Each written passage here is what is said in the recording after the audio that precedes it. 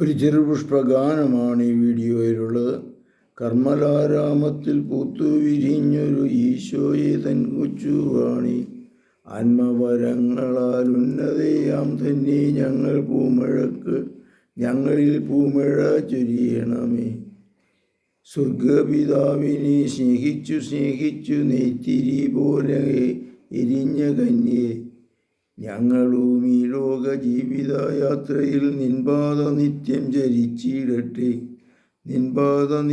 ചരിച്ചിടട്ടെ.